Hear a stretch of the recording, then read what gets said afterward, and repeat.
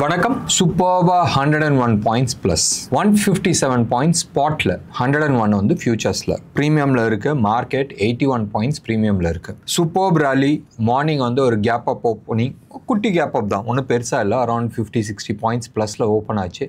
But கண்டினியூஸாக வந்து சஸ்டெயின்டாக வந்து மேலே போயிட்டு இருந்துச்சு. நல்லா இருந்துச்சு. ஹெச்டிஎஃப்சி சப்போர்ட் பண்ணல, ஐசிஐசிஐ சப்போர்ட் பண்ணல.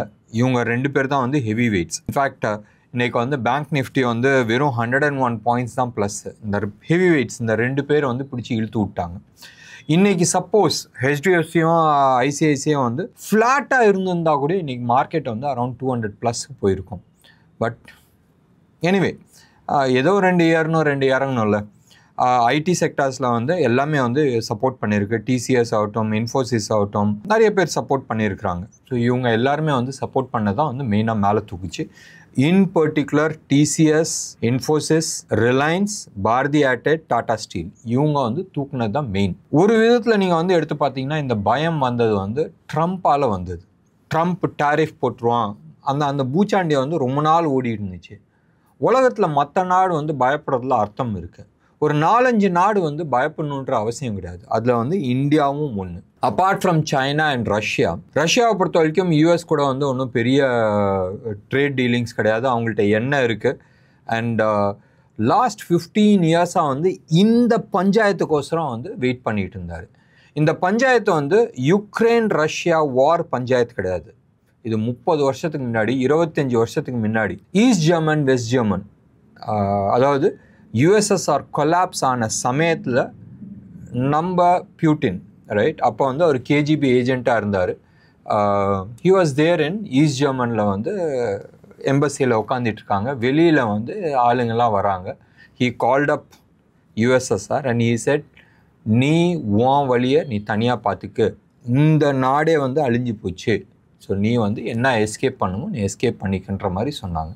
அன்னைக்கு ஆரம்பித்த பஞ்சாயத்து இது. அதுக்கப்புறமா இந்த வெஸ்டர்ன் வேர்ல்டுக்கு வந்து அந்த அந்த அந்த தனிக்காட்டு ராஜான்ற திமிரு வந்து வந்துருச்சு. அண்ட் யூஎஸ் வந்து தனியாக வந்து நிறைய டிசிஷன்ஸ் எடுத்துட்டாங்க. நிறைய இடத்துல நீங்கள் வந்து எடுத்து பார்த்தீங்கன்னா ஈராக்கை வந்து ஒழிச்சதாகட்டும், கடாஃபி லிபியாவில் அடித்ததாகட்டும், இப்போ ரீசண்டாக சிரியாவில் வந்து பஞ்சாயத்து பண்ணதும் ஆகட்டும், இல்லை ஈரானில் வந்து பஞ்சாயத்து பண்ணதும் ஆகட்டும். ஈரான் பஞ்சாயத்து கூடயும் வந்து they underestimated ரஷ்யா வந்து முடிஞ்சு போச்சுன்ற லெவலில் இருந்தாங்க. அண்ட் லாஸ்ட் ஒரு 25 வருஷமாக வந்து யூஎஸ் வந்து என்ன நினைக்கிறாங்களோ அவங்க தனிக்காட்டாக பண்ணிகிட்டு இருந்தாங்க. 2008 மார்க்கெட் கிராஷ் ஆனப்போ டாலரை வந்து ஒரு 4-5 பேர் வந்து சேலஞ்ச் பண்ணாங்க. அதில் வந்து ஒன்று பவுண்ட் ஸ்டர்லிங், இன்னொன்று வந்து euro was the main right. அதுக்கப்புறமா Chinese yuan and gold. US வந்து கொஞ்சம் அப்படி ஏந்திச்சு உட்காந்து ஃபஸ்ட்டு அவங்க வந்து பஞ்சாயத்து பண்ணதை வந்து இந்த 3 பேர்த்த காலி பண்ணாங்க. யுவானை வந்து ஆல்மோஸ்ட் இன்டர்நேஷ்னல் கரன்சி லெவலில் இருந்து தூக்கிட்டாங்க. ஏன்னா சைனா வந்து சொல்லிச்சு, நாங்கள் எல்லாருமே யூஎஸில் இன்வெஸ்ட் பண்ணியிருக்கிறோம் and your money is becoming like a paper waste. இதே தான் வந்து யூரோவும் சொல்லிச்சு, பவுண்ட் ஸ்டர்லிங்கும் சொல்லிச்சு. அண்ட் இதை ஒழிச்சே ஆகணுன்ற லெவலில் வந்து யூஎஸ் வந்து இறங்கி அமைதியாக வந்து இவங்க 3 பேர்த்தையும் காலி பண்ணாங்க. பட் இதில் வந்து பவுண்ட் ஸ்டர்லிங் வந்து ஜாஸ்தி எஃபெக்ட் ஆகலை. பட் யூரோவை வந்து மொத்தமாக டாமினன்ஸில் வந்து தூக்கிட்டாங்க. ரெண்டாவது வந்து அவங்க பண்ண பெரிய முட்டாள்தனம் என்ன ஆகுதுன்னா டர்ட்டி பிஸ்னஸ். அவங்க சொன்னது இதுதான், டர்ட்டி பிஸ்னஸ். என்ன அது? மைனிங். அந்த டர்ட்டி பிஸ்னஸ் விட்டு நான் வெளில வந்துடுறேன், எப்படியா இருந்தாலும் இதை வந்து சந்தைக்கு வரும்போதும் நான் தான் வந்து ரேட் ஃபிக்ஸ் பண்ணுவேன் சொல்லிட்டு வேர்ல்டில் இருக்கிற அத்தனை மைனிங்ஸ் விட்டு அவங்க வந்து வெளியில் வந்தாங்க. இவங்க வெளியில் வர சைனா வந்து ஆல்மோஸ்ட் எல்லா மைன்ஸ்லேயுமே வந்து அவங்க போய் உட்காந்தாங்க. அண்ட் சைனாவுக்கு வந்து அவங்க ஓன் ப்ரொடக்ஷன் பண்ணாங்க. அந்த ப்ரொடக்ஷனுக்கான ரா மெட்டீரியல்ஸ் எடுத்து பண்ணிக்கிட்டு இருந்தாங்க. அண்ட் சைனா வந்து அவன் பாட்டுக்கு அவன் விளாண்டுக்கிட்டு இருந்தான். அமெரிக்கன்ஸ் ஆகட்டும், இல்லை யூரோப்பியன் கண்ட்ரிஸ் ஆகட்டும், இவங்களாம் வந்து தேவர் இன்டு பிஸி மேக்கிங் ப்ராஃபிட். நான் சொந்தமாக பண்ணால் 100 ரூபா ஆகுது, இதே சைனாவில் கொடுத்து நான் பண்ணும்போது எனக்கு வெறும் 50 ரூபாவில் வருது, இல்லை 20 ரூபாவில் வருது.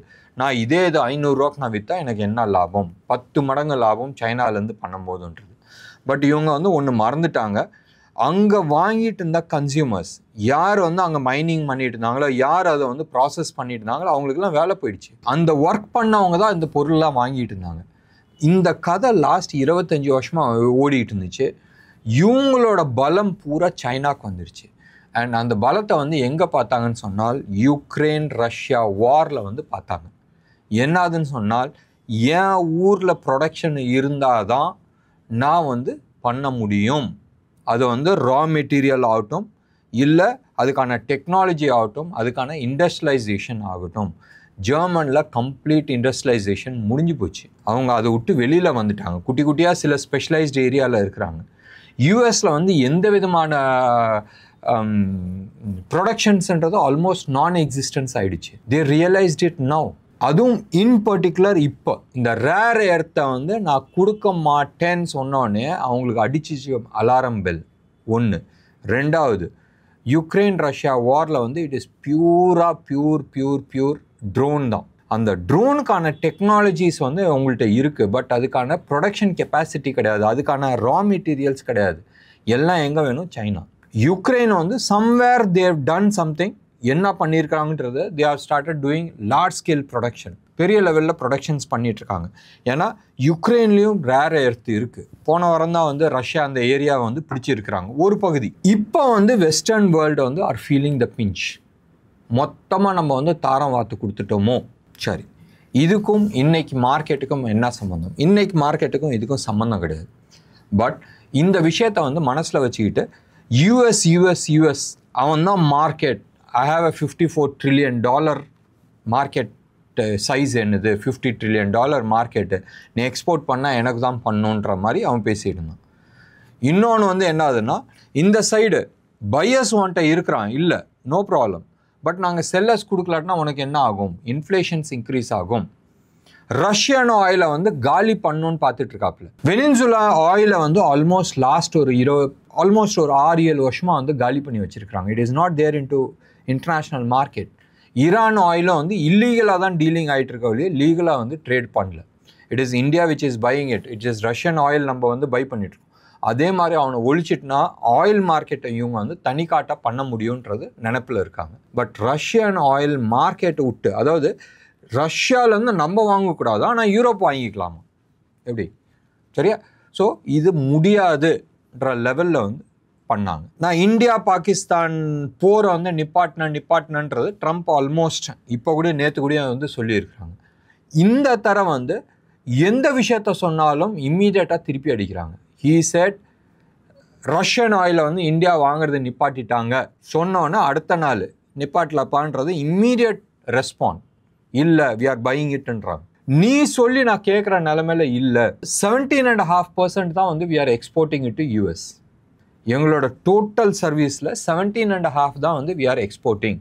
F-35 வாங்க போகிறது கிடையாது.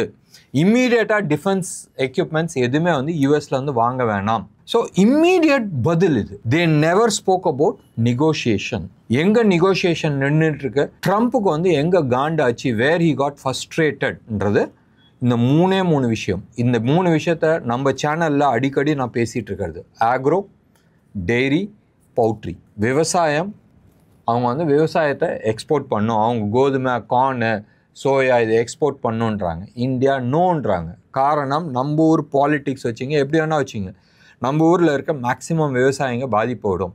ஒன்று அதை காரணமாக காரணம் காட்டினது வந்து ஒன்று ஜெனட்டிக்லி மாடிஃபைடு. இந்தியாவில் வந்து ஜெனட்டிக்லி மாடிஃபைடு நாங்கள் இன்னும் ஒத்துக்கலை. ஃபஸ்ட்டு காட்டன் எடுத்துகிட்டு வரணும்னு நினச்சாங்க. அந்த காட்டனே நம்ம விடல, பஞ்சியே விடல. ஸோ ஜெனட்டிக்கலி மாடிஃபைட் மெட்டீரியல் நாங்கள் விடுறது கிடையாது. டெய்ரி ப்ராடக்ட் சிம்பிளாக சொல்லியாச்சு, பால் வந்து நான்வெஜ் பால் நாங்கள் வாங்கிக்க மாட்டோம். பவுட்ரிக்கு என்ன சொன்னாங்கன்றது தெரியாது. ரைட்? ஸோ அந்த லெவலில் நின்றுட்டுருக்கு இந்தியா. அந்த இடத்துல வந்து அப்படி பிரேக் அடித்து நின்றுட்டுருக்கு. மற்ற எல்லா இடத்துலையுமே வந்து ஒத்துக்கிட்டாங்க. சரிப்பா, உன்ட்ட வந்து எக்ஸ்ட்ரா ஆயில் வாங்கிக்கிறேன், எக்ஸ்ட்ரா கேஸ் வாங்கிக்கிறேன், ரைட், டெலிகம்யூனிகேஷன் எக்யூப்மெண்ட்ஸ் வாங்கிக்கிறோம், but we will not touch this ஏரியான்னு சொல்லிட்டு ரொம்ப கிளியர் கட்டாக நிற்கிறாங்க. அண்ட் நின்று தான் ஆகணும், வேறு வழி கிடையாது. இதை வந்து பிஜேபி கவர்மெண்ட்டை வந்து எப்படி வேணால் எடுத்துக்கலாம். நாட்டு நலனுக்கோசரன்றதை நம்ம எடுத்துக்கலாம், இல்லை அரசியல்னு கூட எடுத்துக்கலாம். இதெல்லாம் பண்ணால் அடுத்த தடவை ஓட்டுக்கு வந்து நிற்க முடியாது. சிம்பிள், நான் உயிரோடு இருக்கணும். சரியா? ஸோ எப்படி வேணாலும் எடுத்துக்கிட்டாலும் somewhere they have done it. ரெண்டாவது வந்து we are not even negotiating. அவங்கள்ட்ட வந்து வா இது பேசிக்கலாம் அது பேசிக்கலாம்னு ஒன்றுமே இல்லை, நீ வெயிட் பண்ணு, எனக்கு அவசரமே இல்லைன்ற லெவலில் வெயிட் பண்ணிட்டு இருக்காங்க. This is what is frustrating them. It is off the table. இதை பற்றி நெகோஷியேஷனே கிடையாதுப்பா, ஓரத்தில் வச்சுடு, அடுத்தது பேசலாம். ஸோ அது மாதிரி பண்ணும்போதும் அந்த ஃப்ரஸ்ட்ரேஷன்ஸ் இருக்குது. இன்னைக்கு மார்க்கெட் இப்போ ரைட் நவ் மார்க்கெட் நீங்கள் வந்து எடுத்து பார்த்தீங்கன்னா இந்த ஃப்ரஸ்ட்ரேஷன் வந்து ஆல்மோஸ்ட் நவுந்து போயிருக்கு. ஏன் நவுந்து போயிருக்குன்னு சொன்னால் ட்ரம்ப் ஒத்து தான் ஆகணும், வேறு வழி கிடையாது. அவன் பேக் அடித்து தான் ஆகணும். வயசுலேயும் பெரியவர், பவர்லேயும் பெரியவர், அவரு சொல்லிக்கலாம். அவர் வந்து நவுந்து தான் ஆகணும், வேறு வழி கிடையாது.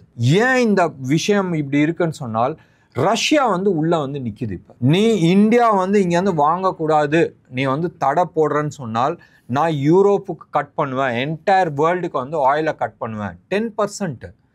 10% சரக்கு வரலன்னா மார்க்கெட் வேலை ஷூட் அவுட் ஆகும். ஷூட் அவுட் ஆச்சுன்னு சொன்னால் ரஷ்யாவுக்கு ஒன்றும் பிரச்சனை கிடையாது, இந்தியாவுக்கும் ஒன்றும் பிரச்சனை கிடையாது. இந்தியா அந்த பெயின் தாங்கிறதுக்கான கெப்பாசிட்டி இருக்குது. ஆல்மோஸ்ட் 2 லட்சம் கோடி வந்து சம்பாரிச்சு வச்சுருக்கிறாங்க இந்த லாஸ்ட் 2 இயர்ஸ் பீரியடில் அப்ராக்சிமேட்லி, ரைட்? இது எவ்வளோ தூரம் உண்மைன்றது தெரியாது, பட் எனிவே வீல் அசியூம் ஏதோ ஒன்று லாபத்தில் இருக்குது. லாபத்தில் இருந்தனால தானே இந்தியா இந்த அளவுக்கு வந்து குதிச்சிட்ருக்கு. ஒரு 5,000-10,000 கோடின்னு சொன்னால் இந்தியா அது கண்டுக்காது, பெரிய லெவலில் வந்து சம்பாரிச்சு வச்சுருக்கிறாங்க. ஸோ அதனால தான் வந்து தே ஆர் ஆல்சோ ரெசிஸ்டிங். ஒன்று. ரெண்டாவது, India can withstand this inflation. Western world தாங்குமா? இன் பர்டிகுலர் யூஎஸ் தாங்குமா? காலி ஆகிடும். ஸோ ரஷ்யா இது பண்ணோன்னே அவங்க வந்து கொஞ்சம் யோசிச்சாங்களான்றது எனக்கு தெரியல. இன்னும் மார்க்கெட்டில் அந்த நியூஸ் வரல, பட் ரிஃப்ளெக்ஷன்ஸ் வருது. ரைட் நவ் யூஎஸ் மார்க்கெட்டில் வந்து நீங்கள் எடுத்துக்கிட்டீங்கன்னு சொன்னால் ஆல்மோஸ்ட் க்ரூடு வந்து 2.5% வந்து கீழே இறங்கியிருக்கு, 2.38% வந்து இறங்கியிருக்கு. அப்போ something has happen in the background. இல்லை நான் நியூஸ் பார்க்கலையான்றது தெரியாது, இன்னைக்கு ஹோல்டே நான் ஆஃபீஸில் இல்லை. ஸோ மேபி நியூஸ் ஏதாச்சும் இருக்கலாம். ஒன்று. ரெண்டாவது வந்து டாலர் இண்டெக்ஸை விட்டுருங்க. டாலர் இண்டெக்ஸ் அந்த 98.5 அந்த ஜோனில் தான் இருக்குது. இன்னொன்று வந்து எடுத்துன்னா 30-year பாண்டு இந்த வாரத்தில் வந்து உங்களுக்கு ஆக்ஷன் இருக்குது, ஏலம் போடுறாங்க. அது ஏலம் போடுறனால தான் ஆல்மோஸ்ட் 4.9596 அந்த அந்த அந்த ஜோனில் இருந்தது கொஞ்சம் கீழே இறங்கி 4.8 லெவலில் நிற்கிது. ஸோ தட் மீன்ஸ் அந்த லாங் டேர்ம் பாண்டும் வந்து கொஞ்சம் இறங்கி வந்திருக்கு, கொஞ்சம் கூல் டவுன் ஆகிருக்கு. So something is happening. அப்போ யூஎஸ் பேக் அடித்து தான் ஆகணும். எவ்வளோ நாள் தான் நீ டிவிஎஸ் 50 வந்து 80 த்ராட்டல் அடிச்சுட்டு போக முடியும்? எங்கேயாச்சும் ஒரு இடத்துல வந்து ஸ்லோ டவுன் பண்ணி தான் ஆகணும், இல்லாட்டினா காலி ஆகிடும்.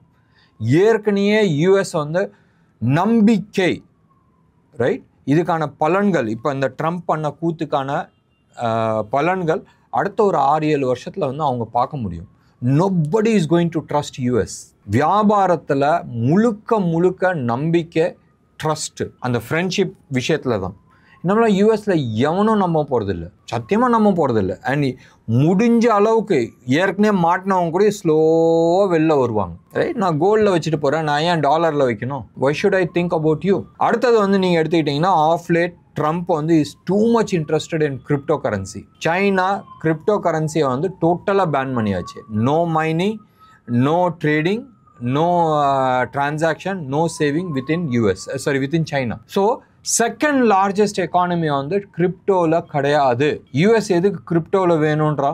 ஏன்னு சொன்னால் சைனாவில் இருக்கிற பெரிய பெரிய ஆட்களை வந்து அதை காசை வந்து கிரிப்டோவில் மாற்றி யூஎஸில் வந்து அந்த கிரிப்டோவை விற்று அவங்க வந்து ஹவாலா தான், இல்லீகல் ஹவாலா. நம்ம ஊரில் வந்து பணம் ட்ரான்ஸ்ஃபர் பண்ண முடியும், சைனாவில் உங்களுக்கு தெரியும் மொத்தமாக வச்சு சுன்னத் பண்ணி விட்ருவாங்க. So it is not possible so easily. So இதுதான் வந்து மார்க்கெட்டோட இப்போ இருக்கிற சூழ்நிலை. The real geopolitics scenario is this. Market right now 24,800. Is it bullish? Yes. இந்த ஃபால் லாஸ்ட் ஃபியூ டேஸாக வந்ததுக்கு ஃப்ரைடே ஆகட்டும் ப்ளஸ் இன்னைக்கு ஆகட்டும் we had a short covering. அந்த ஷார்ட் கவரிங்கில் வந்து நிறைய ஸ்டாக்ஸு நீங்கள் வந்து எடுத்து பாருங்கள். ஆல்மோஸ்ட் எல்லா செக்டார்ஸ்லையுமே நீங்கள் வந்து செக்டார் வைஸ் நம்ம எடுத்துக்கிட்டனாலும் சரி, இண்டிவிஜுவலாக நம்ம எடுத்துக்கிட்டனாலும் சரி, கெமிக்கல் ஆகட்டும், மெட்டல் ஆகட்டும், ஃபைனான்ஸ் ஆகட்டும், ரியாலிட்டி ஆகட்டும், ஆட்டோ செக்டர் ஆகட்டும், டெக்ஸ்டைல் ஆகட்டும், இது எல்லாமே செமத்தியாக அடி வாங்கின ஸ்டாக்ஸ். இந்த ட்ரம்ப்னு சொன்னதில் இந்த சொன்ன செக்டார்ஸ் எல்லாமே செமத்தியாக அடி வாங்கின ஸ்டாக்ஸ். இது எல்லாமே வந்து இன்றைக்கி வெளியில் வந்திருக்கு. ஏபி கேபிட்டல் பேசிக்காக இட் வாஸ் வெரி குட். நல்ல ஒரு ஸ்டீப்பாக ஏறி ஒரு ஸ்லோப்பு ஸ்லைட்டாக தான் கீழே இறங்கி இருந்துச்சு.